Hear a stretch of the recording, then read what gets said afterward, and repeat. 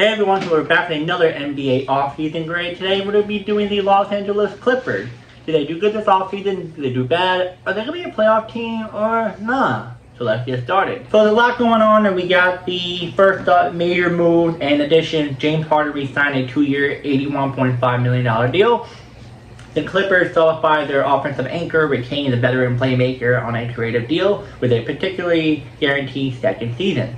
Next up, Bradley Beal joined via buyout, a 2-year, $11 million deal. A scoring boost off the bench brings offensive firepower. Beal chose the Clippers for fit and opportunity in his late career chapter.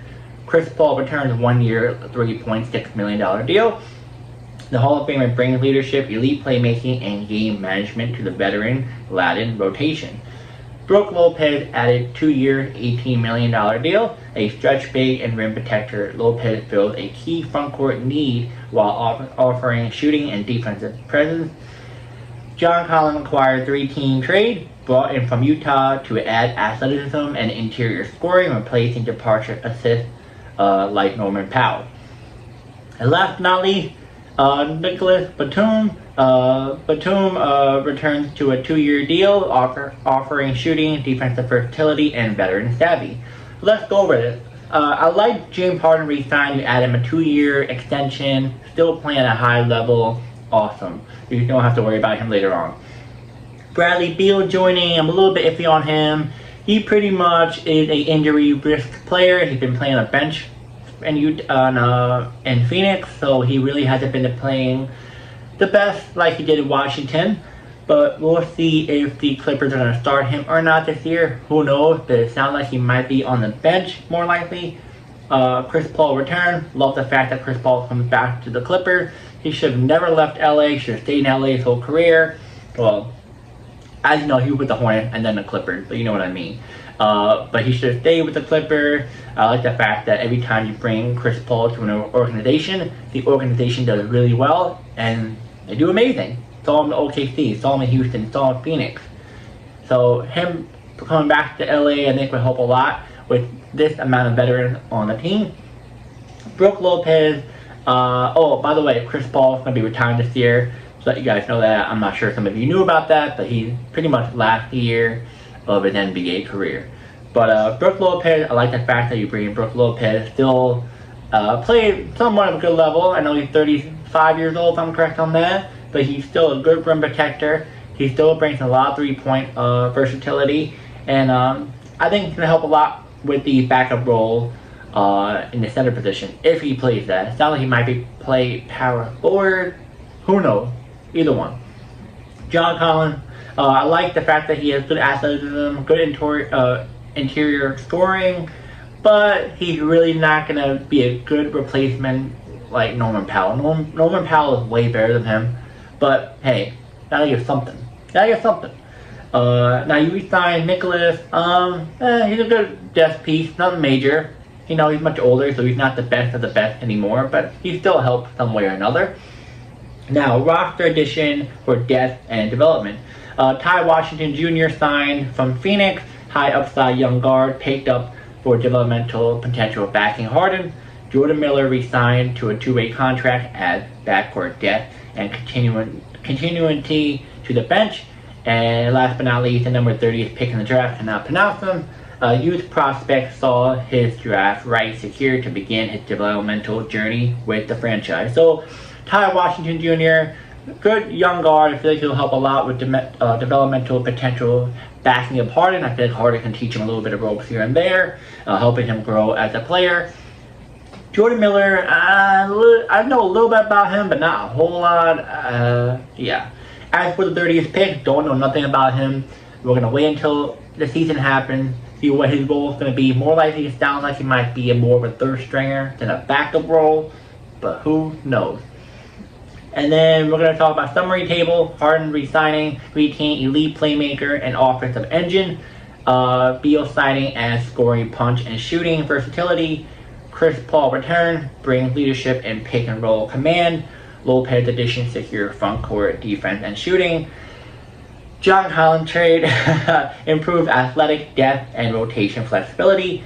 Batum re-signed, maintained veteran versatility. a young guard added, build a developmental pipeline behind starters.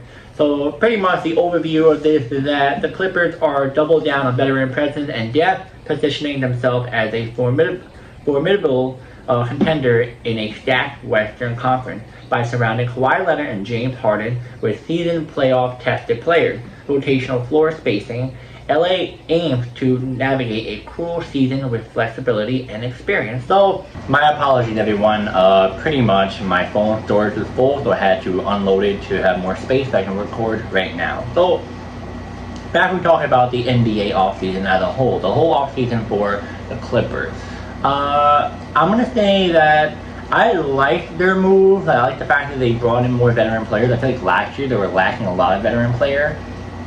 Because they had Kawhi, James Harden, yada yada, but then it's like, it wasn't doing a whole lot. I think adding Chris Paul, Bradley Beal, Brook Lopez, John Collins is a good move because they're all experienced, winning mentality, championship pedigree, and I think it's good. Now, it's a little bit iffy. I'm going to say a little bit iffy too because Chris Paul is not retired in 1 year, Brook Lopez kind of declined, Bradley Beal injury prone-ish.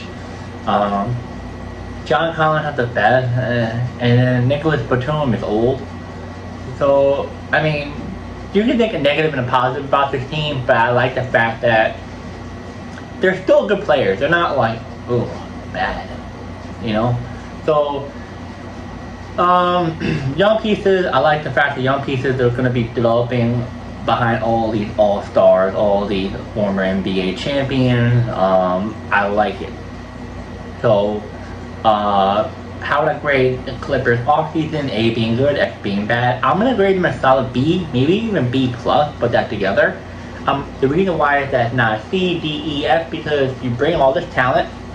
Yes, they're all old, but they're going to help a lot. And the reason why it's not an A is because I'm a little iffy on the age and also the injury. So if the injury doesn't happen and they all can, cohege with one another, like they can bond together really good, definitely an NBA Finals bound for this team. Players we got: Harden, Chris Paul, Bradley Beal, Kawhi Leonard, Brook Lopez, Zubac. Really good team. A really, really good team. But I'll give them BB+ in the off-season grade. Now, are they going to be a playoff team, playing team, or not making it? Maybe NBA Finals? Like I said, I'm going to say they're either NBA Finals bound if they work well together. And I'm going to say they're more of a playoff team. People will be like, wait, you're saying they're going to be in playoff, not like a play-in or not? Because you have Chris Paul. If they didn't have Chris Paul, I think I would say playing team / not making it. Because Chris Paul, every single team, like I said before, he joined, it helps them push really good records. Not only that, but makes them to the playoffs. You can say San Antonio, like a little slip up.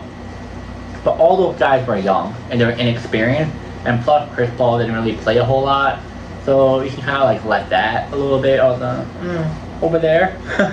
But I think they're going to be a playoff team for sure. NBA Finals kind of pushing it. But yeah, pretty much like I said, if they work together, NBA Finals. If they, in general, they're a playoff team. Now, if they're injured, playing team at most. I don't know. We'll see what happens. But yeah, guys, let me know in the comments. How would you grade the Clippers NBA offseason? A being good, F being bad, or in the middle? And also, do you think they're going to be a playoff team, playing team, or not making it? Or maybe NBA Finals? Let me know in the comments as well. And I'll see you guys next video.